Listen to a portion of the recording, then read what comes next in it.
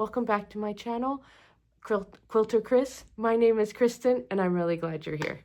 So today we're going to talk about basting your quilts. And so basting is a sewing term. I learned it over when I was sewing clothes, but basically it just means holding it together. So when you're sewing clothes, a basting stitch is usually the longest stitch that you can do that's easily ripped outable, and it just holds it together. And in quilting, that's no different. So today we're going to talk about the different ways to baste a quilt and the different ways that I basted a quilt. I would say that there are today we're going to talk about 3 different ways. 2 of those I used on a regular basis. So the third one I haven't, but I have heard about it, and I would love to hear from you all if you have done it. So when I first started quilting my quilts, I didn't have a lot of money, and I didn't have any kind of cutting table. I would use the floor. I would set on the floor. But to baste the quilts, I did the same thing. So you end up laying your fabric out on the floor, your backing fabric, wrong side up, and then your batting and your top. And then you can safety pin it together. And I have some 10-inch squares here, and I'm going to show you a couple of ways that you can do this. Now, this is, if you're safety pinning it together, you can use this way. You can keep it pinned together as long as you need to. The pins will always stay. You can fold it up. I don't have any kind of liquids or fluids in this. It's only pinning it. And it's important to remember, I'm going to show you, but it's important to remember that when you are pin basting, you start from the middle of the quilt and work your way out, kind of in a star design. If you have a big quilt, this can be a big project. I often had my kids on the floor with me, and we would pin baste it together. And we did that for a really long time, like for years and years. That's how I put together my quilts. The second option that you can use to baste, that I used, is you can use a spray adhesive.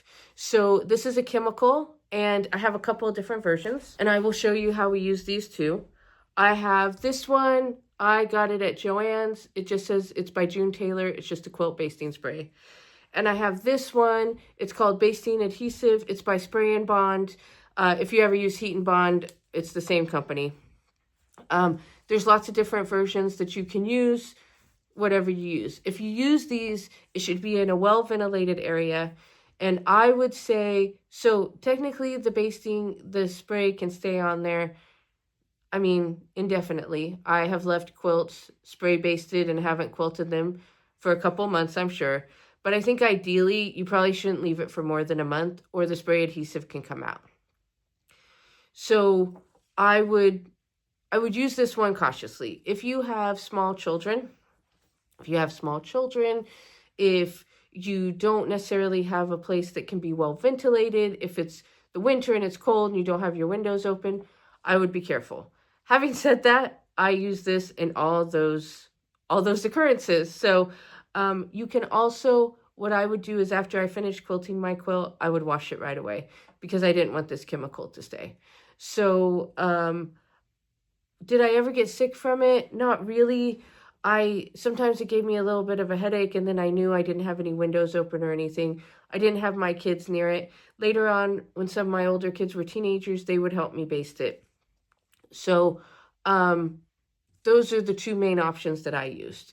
I am very lucky and grateful now. I have a long arm, so I don't have to baste quilts anymore, but I used to lay down on the floor and do this all the time. The third option that I have heard, and I have not done it myself, but I have heard great things from other people, and that is where they take Elmer's glue and some water and they kind of mix it up, and then they use that as almost a paste when they're basting their quilt. So whatever works for you. If you've done that glue basting, I would love to hear about it. Did it work for you? Did it make a mess? I would be afraid it would make a mess. I have carpet in my sewing room, which is not ideal to me, and I feel like that could just get into the carpet. But I don't know. I haven't ever tried it. It definitely sounds economical and much better for the environment.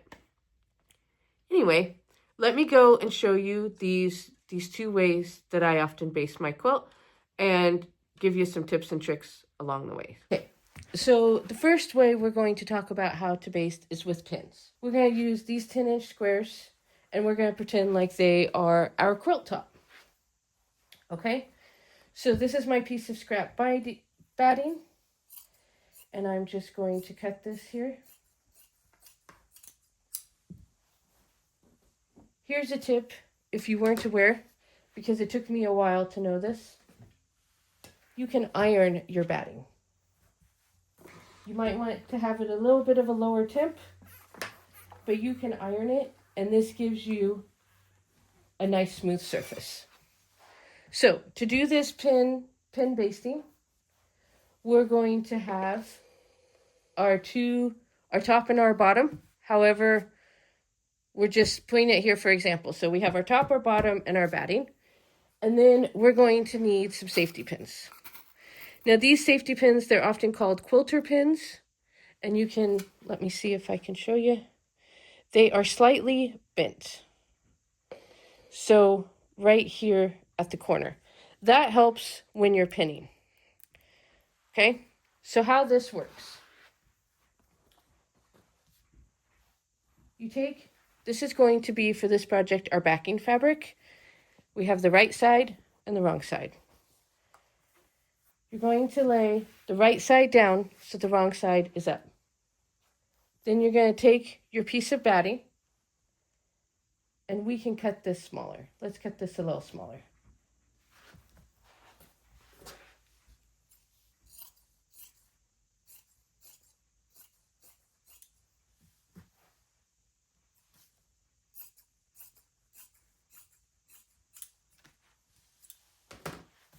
Okay, so I have this a little smaller. I will say I don't cut it exactly the same size. You will probably want your backing to be a little bit bigger than your quilt top. In this example, they're just some 10-inch squares I had, so they're the exact same size, but sometimes when you're quilting, things can shift, and it gives you some wiggle room if things are a little bit bigger.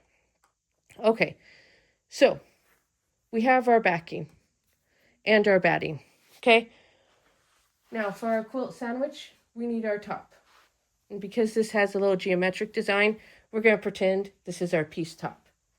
And we're going to lay this down. Okay? So, how does this work? You find the middle of your quilt. Now, you just want to eyeball this, but essentially, let me get you closer. You're going to want to find the middle of your quilt, and you're going to want to stick a pin there.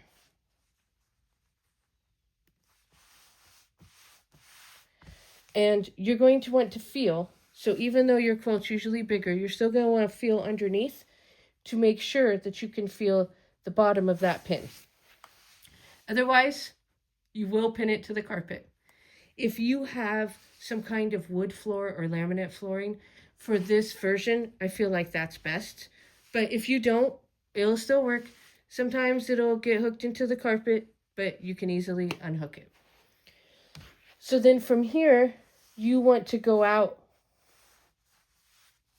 You want to pin out. So you can take a few pins, and it really depends on how close you want to do it. So I would probably stay pretty close. So even if this was a big quilt, I would say that this is about 2 inches out, and I would say that that is a good guesstimate. And then you would pin this all the way like this.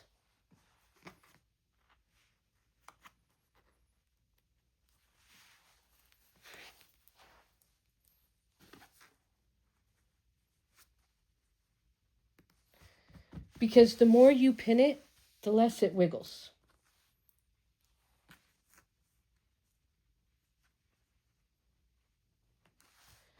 So after you get that going, then you're going to want to pin up and down.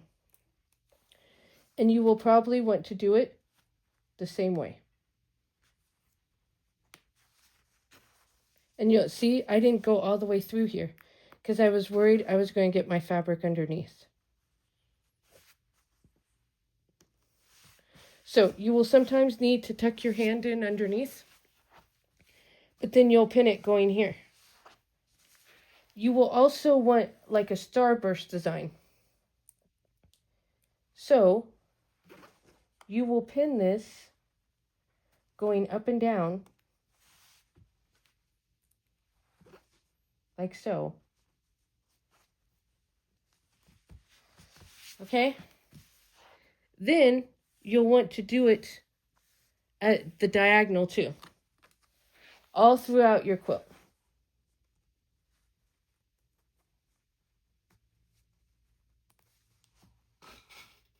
As a special note, I haven't done this in a while, but if you keep your safety pins, if you open them all up and stick them in a bar of soap, that will make them slip through the fabric easier.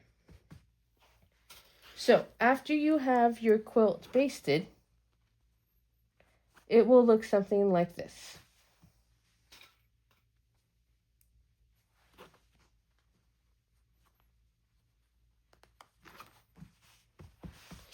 And then you can finish this however you want. You can take this to the machine. You can hand tie it however you want to do it. But that is pin basting. And then I would have some kind of cup or whatever next to me when I was finishing this to collect the pins, because these pins do get lost. And you will need a lot of pins. These are how many pins I have, and these are actually my leftover pins. So you might be able to baste a twin size quilt with this many pins, but you're going to plan on needing a lot. As another note, if there was a specific spot in the quilt I wanted to pay attention to, like I was going to quilt another design on it, I would take a yellow head pin and put that in to remind myself I needed to pay attention to that spot. So that's one way to quilt. So let's talk about the next way. Okay, next option is spray basting a quilt. So again, we have our quilt backing. Now, if you're gonna spray baste, I usually do it in these steps. I am sure there are lots of different ways to spray baste. As I mentioned in the beginning, these are the two I have. This one says it's colorless and odorless. This one does not. I haven't, I can't smell them right now. I have a cold. I will say they have given me a headache before. Make sure you have the windows open if you're going to use them. Probably don't use them around small children. How I did it, so this is only my 10-inch square, so this is just our example. So sometimes you can use, I have masking tape, or I have this, I think it's called blue tape, mint tape, that's what it's called.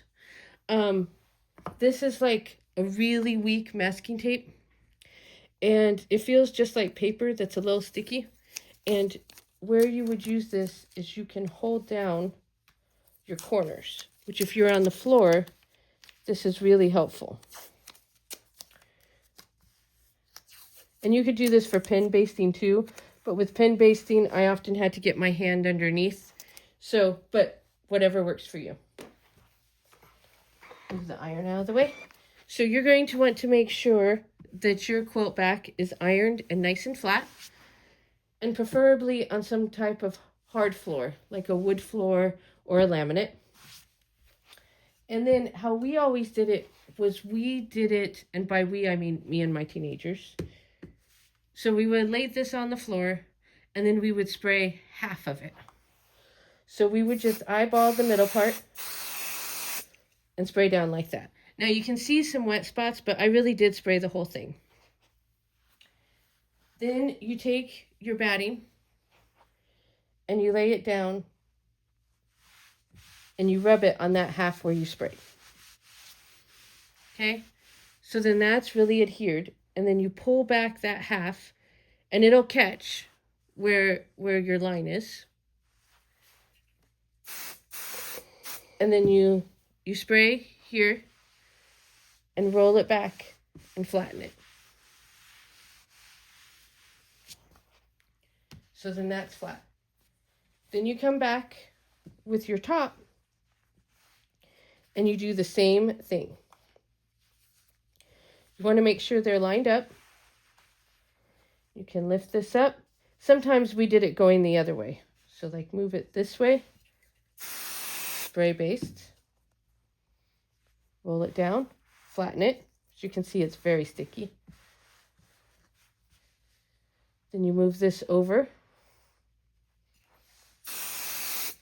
spray baste.